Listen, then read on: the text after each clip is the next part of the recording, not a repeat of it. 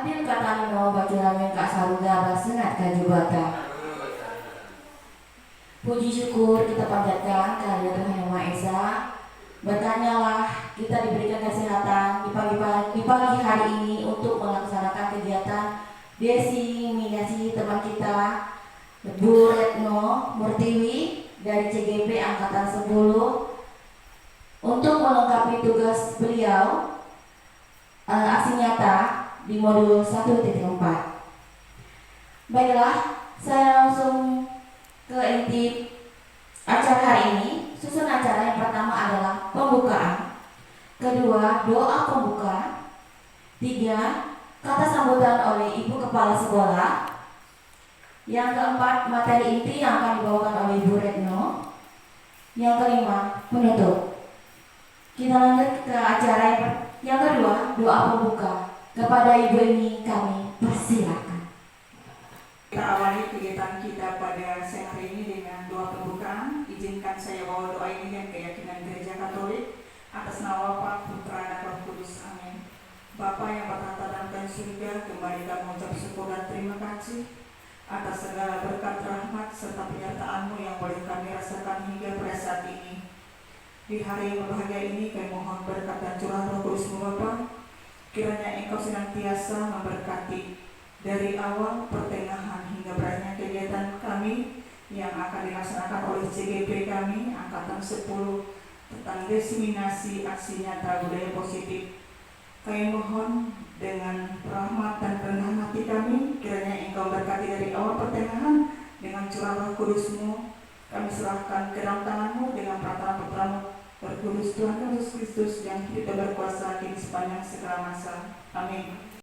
Lanjut acara yang ketiga, kata sambutan oleh Ibu Kepala Sekolah Margarita Susanti SPD. Kepada Ibu Margarita Susanti SPD kami persilakan. Selamat siang Bapak Ibu. Siang. Baik, untuk saat ini sesuai dengan surat undangan dari guru penggerak Ibu Retno dan Ibu Ana, hari ini kita akan mengadakan pertemuan sesuai dengan tema mereka, yaitu tentang desiminasi budaya positif aksi nyata modul 1.4. Jadi untuk kegiatan ini mari kita bersama-sama Bapak Ibu guru untuk melanjutkan kegiatan ini sampai selesai dan kita mendapatkan hal-hal yang paling baik untuk memajukan kinerja kita, kemampuan positif kita dan lain sebagainya. Jadi untuk itu Ibu sebagai kepala sekolah mempersilahkan untuk mengikuti kegiatan ini hingga selesai. Atas perhatian Bapak Ibu semuanya saya ucapkan terima kasih. Selamat siang. Siang. Tibalah saat yang kita nanti-nantikan.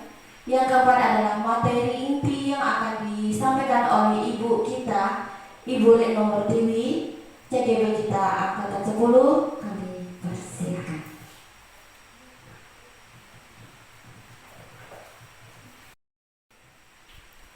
Baik Bapak Ibu guru hebat semuanya, kita akan memulai kegiatan hari ini. Karena tadi kita sudah capek-capek mengisi rapor, jadi kita sisihkan waktu kita sebentar untuk yuk senyum selama 30 detik. Bapak Ibu silakan berdiri.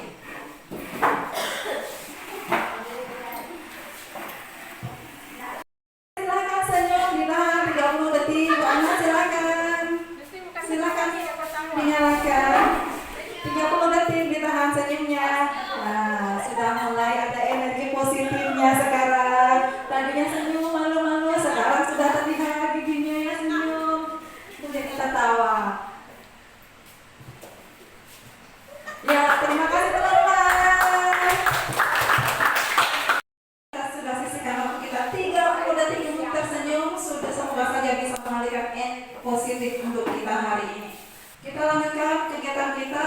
Sebelum memulainya kita harus membuat kesepakatan forum diseminasi hari ini. Di sini sudah ada beberapa. Mungkin nanti bisa disanggah atau ditambahkan ya Bapak Ibu. Yang pertama saling menghargai pendapat. Bagaimana Bapak Ibu? Ya. Yang kedua menjadi pendengar yang baik. Oke.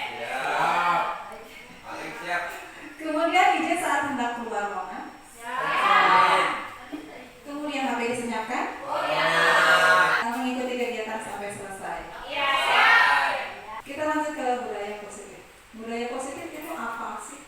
Budaya positif merupakan perwujudan dari nilai-nilai atau keyakinan universal yang diterapkan di sekolah.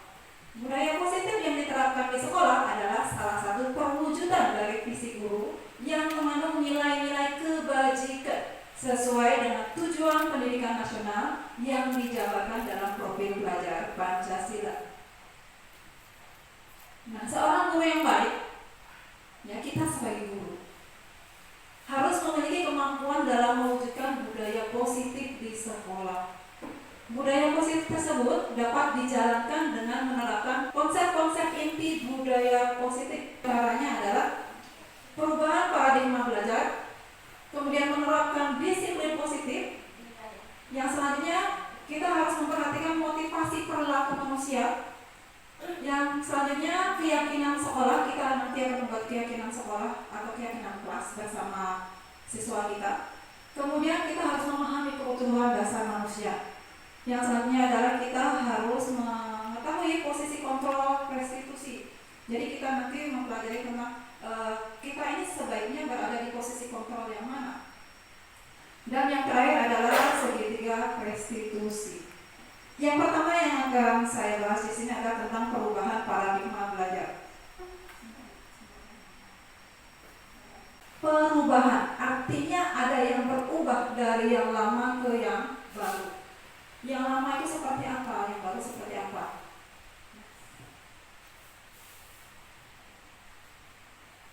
Pembelajaran dengan paradigma baru merupakan pembelajaran yang dirancang berdasarkan prinsip pembelajaran berdiferensiasi sehingga para peserta didik belajar sesuai dengan kebutuhannya berdasarkan tahap perkembangan sesuai teori psikologi modern untuk mewujudkan profil belajar Pancasila. Nah, di sini ada perubahan yang tadinya dari stimulus respon ke teori kontrol yang harus kita terapkan. Yang pertama, stimulus respon misalnya realitas bahwa kita memandang kebutuhan kita itu sama, padahal sebenarnya kebutuhan kita berbeda. Begitu juga dengan kebutuhan murid kita. Mereka punya kebutuhan yang berbeda antara satu yang dengan yang lain, sehingga kita tidak bisa memperlakukan semua siswa dengan perlakuan yang sama. Yang kedua, semua orang melihat hal yang sama. Teori kontrol di sini setiap orang memiliki gambaran yang berbeda.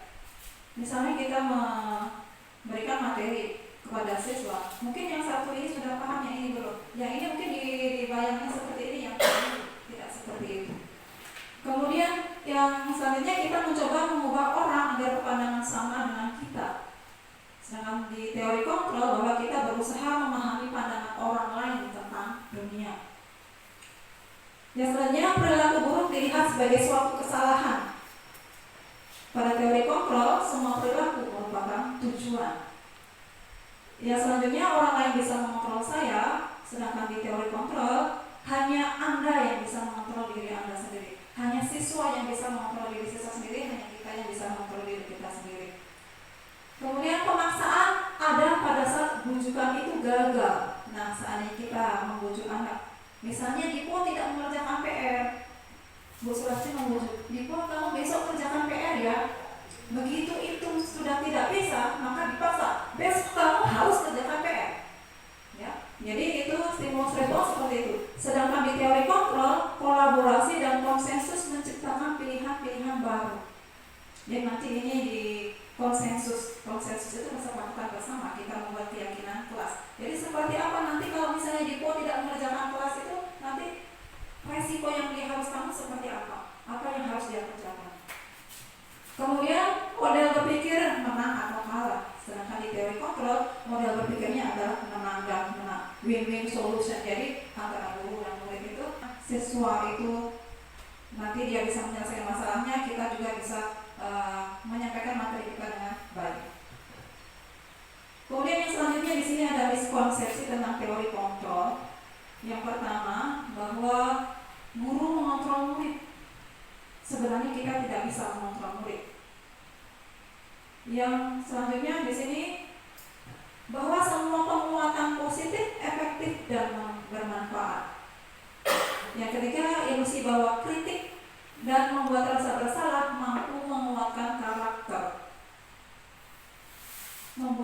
bersalah pada siswa justru membuat siswa itu semakin membuat kesalahan-kesalahan yang baru.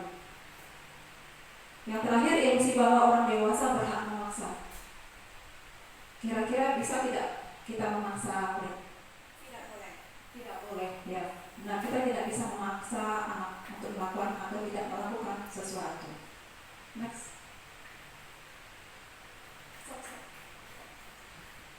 Yang kedua yang ingin saya sampaikan tentang disiplin positif. Nah, disiplin positif ini contohnya apa saja, Bapak Ibu? Baiklah, disiplin positif di sini menurut saya, misalnya anak ada tugas piket gitu ya, dia datang lebih awal 30 menit sebelum jam pelajaran dimulai dia sudah datang. Itu aja. Terima kasih. Iya, terima kasih Bu Sulastri.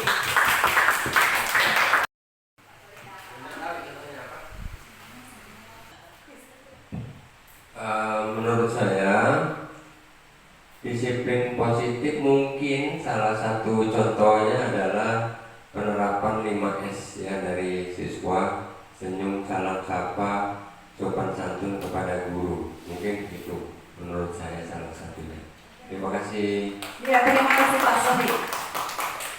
Selanjutnya ada lagi? Saya sedikit menambahkan untuk contoh disiplin positif ini menurut saya adalah mengikuti segala sesuatu tentang peraturan yang sudah ditentukan oleh sekolah, terutama mengenai tentang berpakaian, disiplin penggunaan berpakaian selama berada di dalam sekolah. Itu aja. Iya, terima kasih Pak Saga. Ya, jadi tadi yang disampaikan Bu Sulastri, Pak Sodi, dan Pak Saga sudah benar semua ya. Jadi itu beberapa yang disiplin positif yang sudah kita terapkan untuk anak-anak kita di sekolah di SMP Negeri 1 Jelingpoing. Tujuan disiplin positif ini sebenarnya untuk apa? Ya, jadi tujuan disiplin positif ini untuk menumbuhkan kesadaran serta memberdayakan peserta didik tanpa imbalan, penghargaan atau reward, ancaman atau hukuman. Jadi nilai-nilai positif sesuai dengan nilai-nilai kebajikan. Nah, nilai-nilai kebajikan ini tertuang di dalam profil pelajar Pancasila P5. Di sini ada nilai-nilai kebajikan. Di sini sudah ada contohnya nilai kebajikan di institusi atau organisasi. Ya, kalau di sini berarti di sekolah. Ya, jadi ini tertuang di dalam profil pelajar Pancasila, diantaranya adalah beriman dan bertakwa pada Tuhan Yang Maha Esa, kemudian berkebinaan global, gotong royong, mandiri, bernalar kritis, dan kreatif. Yang ketiga yang ingin saya sampaikan tentang motivasi perilaku manusia. Motivasi perilaku manusia. Jadi kita dalam berperilaku itu pasti ada motivasinya. Kira-kira ada yang bisa menambahkan motivasi itu yang seperti apa? Jadi motivasi perilaku manusia itu mungkin bisa berasal dari dalam diri dan juga dari luar diri manusia itu sendiri. Terima kasih. Ya, jadi benar jawaban dari Bu Monika Selas tadi bahwa motivasi itu ada yang berasal dari dalam diri dan ada motivasi yang berasal dari luar diri kita. Next. Di sini ada 3 motivasi perilaku manusia. Yang pertama, untuk menghindari ketidaknyamanan atau hukuman. Kira-kira itu dari dalam atau dari luar? Untuk menghindari ketidaknyamanan atau menghindari hukuman. Berarti itu faktornya dari luar.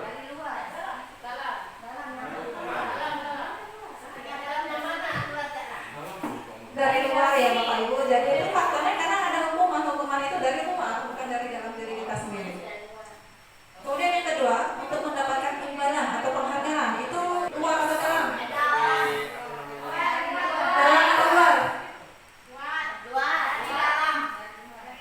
Dari luar, ya, karena ada imbalan, ada penghargaannya. Kemudian yang ketiga, untuk menjadi orang yang mereka inginkan dan menghargai diri sendiri dengan nilai-nilai yang mereka percaya. Ini faktor dari dalam atau luar? Ya, betul sekali Bapak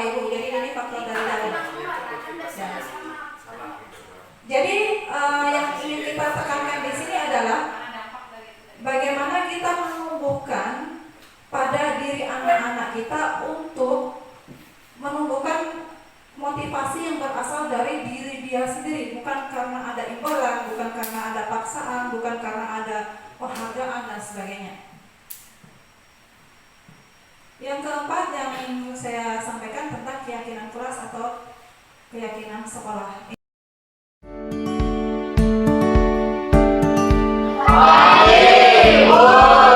Apa nama yang ini?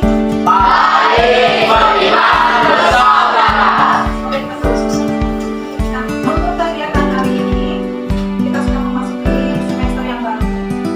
Walaupun semester yang lalu sudah kami kalian, tapi untuk semester ini juga kesempatan bersama kalian keinginan kalian yang seperti apa yang kita harapkan untuk kelas kalian untuk semester.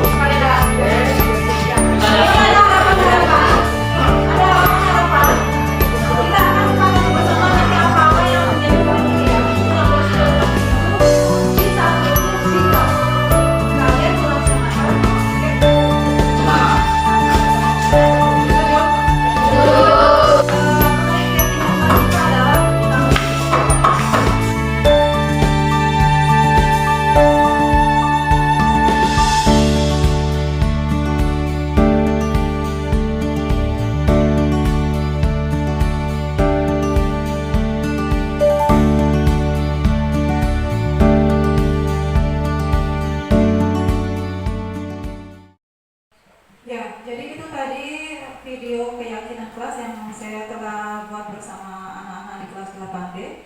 Jadi pada saat kita membuat keyakinan kelas, kita meminta kepada anak-anak untuk menuliskan harapan-harapan mereka terhadap kelas mereka.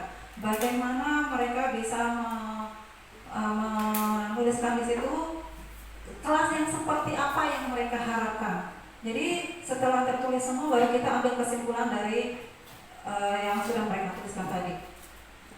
Jadi intinya pada keyakinan kelas itu harus ada kata sepakat.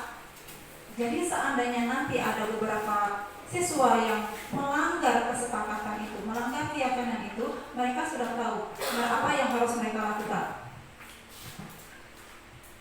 Selanjutnya kita melakukan ice breaking dulu ya. Ice breakingnya hitam dan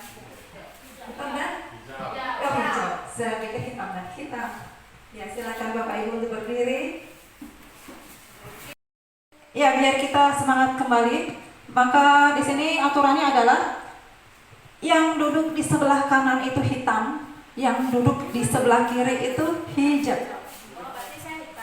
Yang di kanan hitam, yang di kiri hijau. Silakan berhadap-hadapan Bapak Ibu.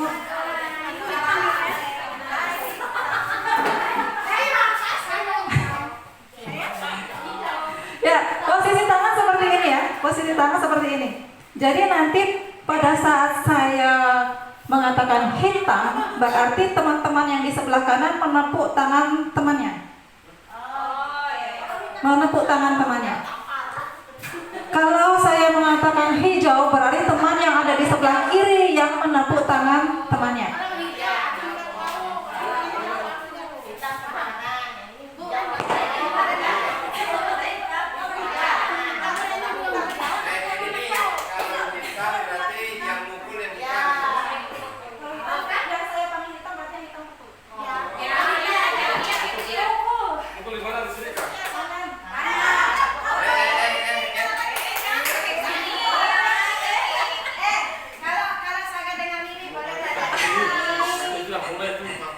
Siap Bapak Ibu ya?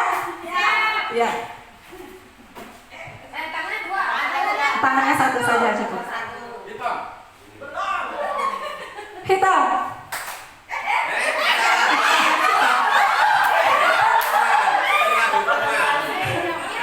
Lagi ya, lagi ya.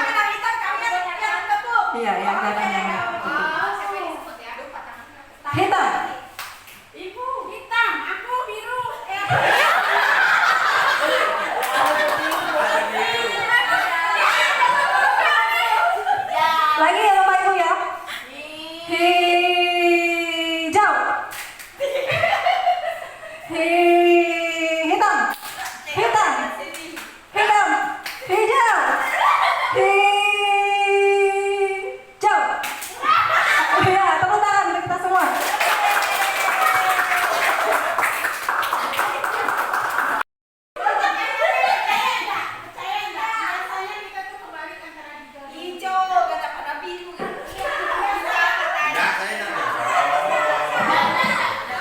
Bisa dimulai. Silakan kembali bersemangat ya Bapak Ibu ya. Kita lanjutkan untuk yang kelima tentang kebutuhan dasar manusia. Nah, sebelum saya melanjutkan ini, saya ingin bertanya dulu. Untuk Bu Yeni misalnya, kebutuhan Bu Yeni itu seperti apa sih? Kebutuhan dasar saya. Terima kasih atas kesempatan yang diberikan kepada saya. Menurut saya kebutuhan dasar manusia itu diantaranya kebutuhan akan makan, minum dan sebagainya untuk kesehatan. Selain itu juga ada kebutuhan finansial. Terima kasih. Iya, terima kasih Bu Yeni. Jadi itu tadi adalah kebutuhan Bu Yeni. Mungkin berbeda dengan kebutuhan Bu Eni. Silakan Bu Eni. Menurut Bu Eni, kebutuhan Bu Eni seperti apa? Selain yang disebutkan oleh Bu Yeni, saya juga punya pemahaman yang sama. Saya sekedar menambahkan lagi di sini perlunya juga kasih sayang dan merasa diterima, perlu kesenangan gitu. Itu saja dari saya. Ya, betul sekali Bu Eni. Jadi masing-masing dari kita ini mempunyai kebutuhannya sebelum kita masuk ke materinya. Jadi misalnya Bu Yeni sebagai seorang istri inginnya diberi kasih sayang. Nah, seandainya kasih sayang itu tidak terpenuhi, apa yang terjadi?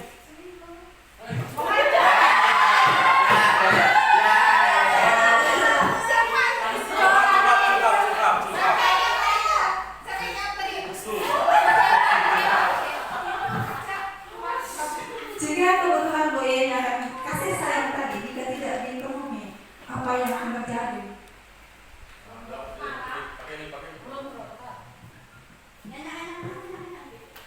Menurut saya, jika tidak terpenuhi, seseorang itu akan memberontak dan mencari kemana dia akan mendapatkan kasih sayang. Terima kasih.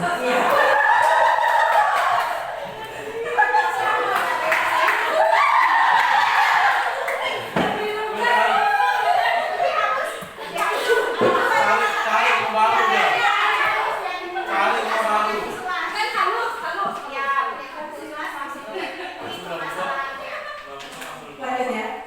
Ya, jadi misalnya seorang istri nih, dia kasih sayangnya tidak terpenuhi oleh suaminya. Misalnya dia tidak diperhatikan, misalnya dia tidak diberikan kebutuhan finansial. Yang terjadi apa? Dia yang pertama cemberut terus. Cemberut, ngambek, marah-marah. Nah, itu yang akan terjadi. Nah, kemungkinan nanti bisa mencari dari sumber-sumber yang lain ya, Bapak Ibu ya. Ini bisa berbahaya. Ya, jadi kita ke kebutuhan dasar manusia. Jadi kebutuhan dasar manusia adalah segala sesuatu yang dibutuhkan oleh manusia untuk mempertahankan keseimbangan kondisi fisiologis dan psikologis yang bertujuan untuk mempertahankan kehidupan dan kesehatan. Ketika seorang murid melakukan suatu perbuatan yang bertentangan dengan nilai-nilai kebajikan atau melanggar peraturan, hal itu sebenarnya dikarenakan mereka gagal memenuhi kebutuhan dasar mereka. Menurut Dr. William Besser, di sini ada beberapa kebutuhan dasar manusia. Yang pertama ada bertahan hidup, kebutuhan akan kasih sayang dan rasa diterima, kemudian kebutuhan akan penguasaan, kebutuhan akan kebebasan, dan kebutuhan kesenangan. Nah, di sini ada contoh kasus yang sudah kita hadapi ya Bapak Ibu ya. Di sini Bu Sulastri, guru wali kelas 7D, sedang bingung menghadapi ulah salah satu murid di kelasnya, yaitu Dipo. Beberapa murid telah mengeluhkan Dipo yang seringkali meminta bekal makan siang mereka dengan paksa. Jika Anda menghadapi situasi seperti Bu Sulastri, apa yang akan Anda lakukan Bapak Ibu?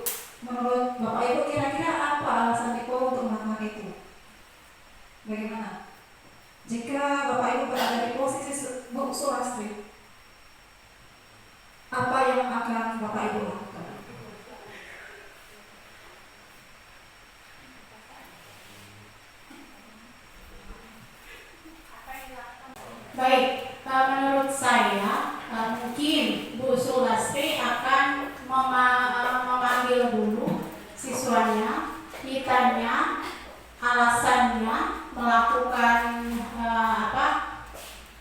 mengambil bekal makan, meminta bekal makan siang temannya dengan paksa. Ditelusuri, ditanya dari si Diponya dan dari teman-temannya yang lain. Itu saja. Iya, terima kasih Bu Yeni. Jadi menurut Bu Yeni bahwa yang akan dilakukan Bu Yeni jika berada di posisi persuasi adalah akan memanggil Dipo dulu. Dipo dipanggil dan teman-teman dipanggil. Apa yang sebenarnya terjadi? Next. Jadi begini, jika alasan Dipo karena dia lapar dan orang tuanya tidak membawakannya bekal makan siang, maka kebutuhan dasar yang sedang berusaha dipenuhi oleh Dipo adalah kebutuhan untuk bertahan hidup. Ya, jadi karena kebutuhan ini dia tidak terpenuhi, akhirnya dia mengambil bekal dari teman-temannya. Next.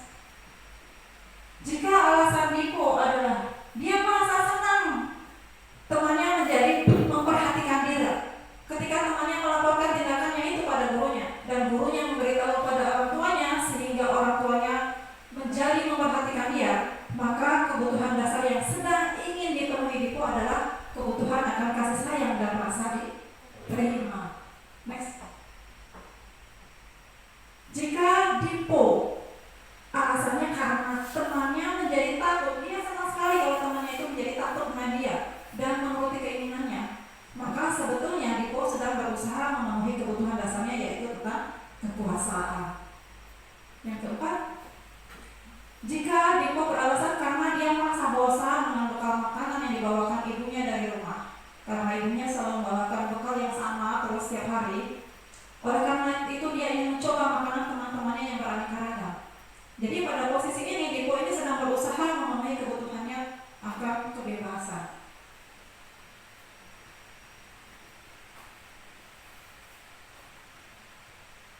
Jadi Bapak Ibu, penting bagi kita untuk memahami kebutuhan-kebutuhan dasar pada siswa. Jadi seandainya ada siswa kita yang bermasalah, jika ada siswa kita yang melanggar aturan sekolah, itu yang harus kita lakukan adalah mencari tahu kebutuhan dasar yang tidak terpenuhi pada anak ini apa. Jadi begitu kita tahu kebutuhan dasar yang tidak terpenuhi, maka kita bisa dengan mudah memberikan solusi pada anak ini.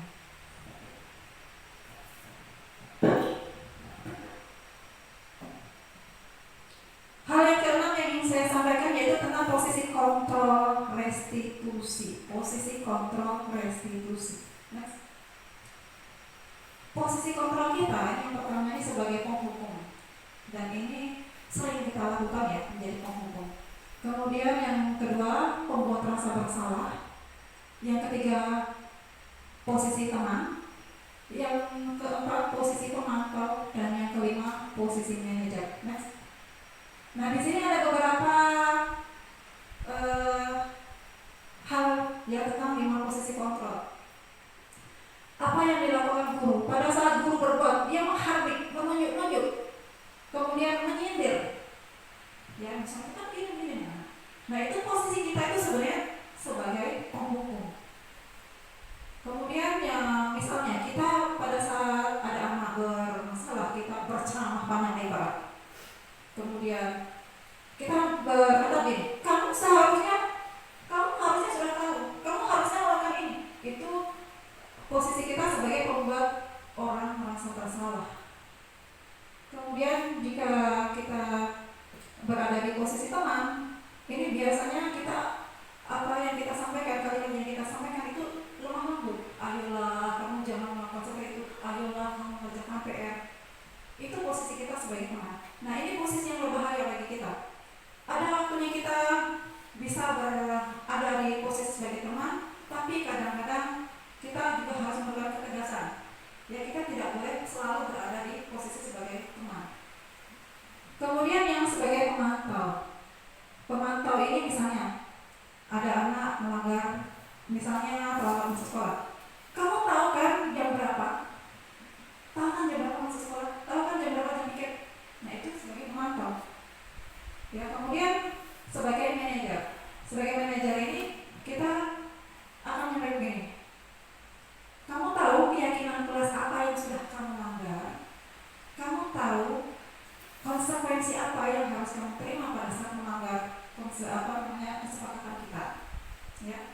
Jadi posisi kontrol yang terbaik itu adalah yang sebagai manajer. Jadi kita mencari tahu anak ini melakukan kesalahan ini karena apa penyebabnya dan meminta dia menyelesaikan soal, mencari solusi atas masalahnya itu sendiri. Next. Dari posisi kontrol tadi yang terbaik yaitu sebagai manajer. Kemudian yang ketujuh, ini tentang segitiga restitusi. Segitiga restitusi ini adalah upaya untuk mencari solusi ya. Jika ada permasalahan kita sebaiknya menggunakan cara ini. Ada 3 langkah pada segitiga restitusi, yaitu yang pertama menstabilkan identitas. Kemudian yang kedua validasi tindakan yang salah, dan yang ketiga menanyakan keyakinan kelas. Pada tahap menstabilkan identitas dilakukan berdasarkan prinsip bahwa membuat kesalahan adalah bagian dari proses pembelajaran yang nantinya akan menggeser identitas gagal ke identitas sukses. Nah di sini misalnya ada kata-kata berbuat salah itu adalah hal yang manusiawi. Tidak ada manusia yang sempurna. Jika kita mengatakan hal seperti ini, sebenarnya kita sudah berada di tahap yang pertama, yaitu menstabilkan identitas. Kita pasti bisa menyelesaikan permasalahan ini. Kemudian misalnya begini, Bapak Ibu tidak tertarik untuk mencari tahu siapa yang benar dan siapa yang salah. Bapak Ibu lebih tertarik untuk menyelesaikan masalah. Kemudian contoh yang lain kalimatnya adalah, kalau kamu menyalahkan dirimu sendiri terus menerus, apakah kamu bersikap baik pada dirimu sendiri? Nah, jadi ini beberapa contoh kalimat yang muncul pada saat kita berada di tahap pertama, yaitu menstabilkan identitas. Tahap yang kedua yaitu validasi tindakan yang salah. Validasi tindakan yang salah dilakukan berdasarkan prinsip bahwa setiap perilaku berupaya memenuhi suatu kebutuhan tertentu. Ya, tadi kita sudah belajar tentang kebutuhan dasar ya. Sehingga guru atau orang tua akan bergeser dari pemikiran stimulus respon menjadi proaktif, serta akan lebih mengenali dan mengakui kebutuhan murid. Contoh kalimat yang sering muncul di tahap kedua ini adalah, next. Kamu pasti punya alasan mengapa melakukannya kan? Nah, misalnya ada anak, misalnya dia pukul temannya. Ya, yang kita harus tanya ada di tahap kedua ini adalah, mengapa? Kamu kan pasti punya alasan mukul teman kamu kan? Nah, seperti itu ya. Kemudian apa yang penting bagi kamu? Kemudian contoh yang lain adalah, kamu boleh tetap berusaha menjaga sikap itu, tapi tolong tambahkan sikap yang lain, yaitu sikap yang baru. Kemudian di contoh kalimat yang lain adalah, maukah kamu belajar cara lain untuk mendapat yang kamu butuhkan tanpa memukul? Ya. Kemudian di tahap yang ketiga yaitu menanyakan keyakinan. Menanyakan keyakinan dilakukan dengan memberi pertanyaan-pertanyaan bermakna kepada murid atau anak untuk memunculkan motivasi secara intrinsik. Nah, ini tadi sudah kita bahas ya, motivasi secara intrinsik, sehingga mampu mengaitkan keyakinannya dengan tindakannya yang salah. Dan ini ada hubungannya dengan keyakinan kelas yang kita sudah sepakati bersama di kelasnya. Next. Kalimat-kalimat yang sering muncul, yang sering kita sampaikan di sini misalnya, apa nilai yang kita percaya di sekolah kita? Nilai-nilai apa yang telah kita sepakati? Kelas ideal yang seperti apa yang kamu harapkan? Kemudian kamu ingin menjadi anak seperti apa? Di contoh kalimat yang lain adalah, apa yang kamu rasakan ketika kamu melakukan itu? Nah, di sini ada contoh penerapan segitiga restitusi yang telah saya lakukan di beberapa waktu yang lalu.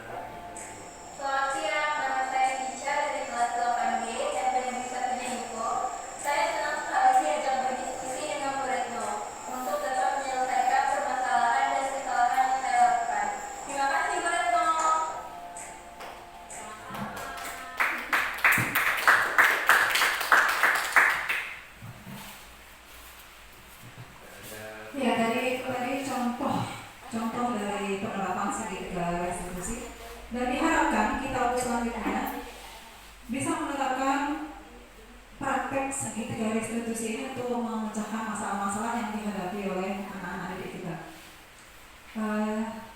Untuk yang selanjutnya kita melakukan refleksi ya Bapak Ibu ya. Jadi pada hari ini kita sudah membahas banyak hal tadi tentang budaya positif. Kira-kira hal baru apa yang merubah paradigma saya? Jadi Bapak Ibu hari ini mendapat pengetahuan baru tentang apa? Baik, terima kasih. Jadi hal baru yang merubah paradigma saya pada hari ini setelah tadi melihat pemaparan materi dari Bu Retno. Yang pertama, saya merasa jika kita menghadapi ingin memecahkan masalah yang terjadi pada siswa kita, yang pertama itu tidak perlu marah-marah lagi. Yang kedua, kesimpulannya kita bisa menerapkan segitiga restitusi. Itu saja, terima kasih. Ya, terima kasih Bu Yeni. Kemudian pertanyaan refleksi yang kedua, bagaimana perasaan Bapak Ibu selama mengikuti sesi ini? Perasaan bagaimana? Tertekan kah? Perasaannya bagaimana Pak Saga?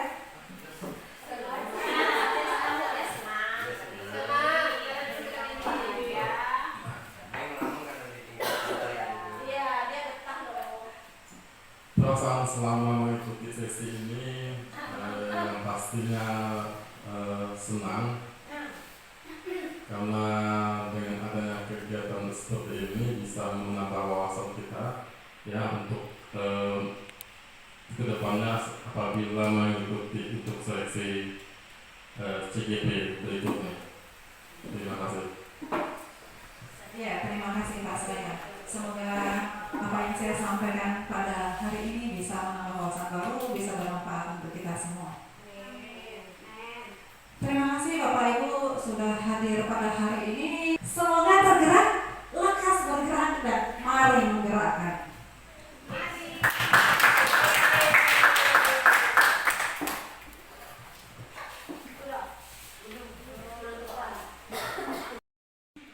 Dengan selesainya pemaparan dari Bu Retno, maka berakhir pula acara kegiatan diseminasi kita pada siang hari ini. Dengan itu kita tutup dengan doa penutup. Silakan kepada Ibu Irma kami persilakan. Waktu dan kesempatan yang diberikan kepada saya.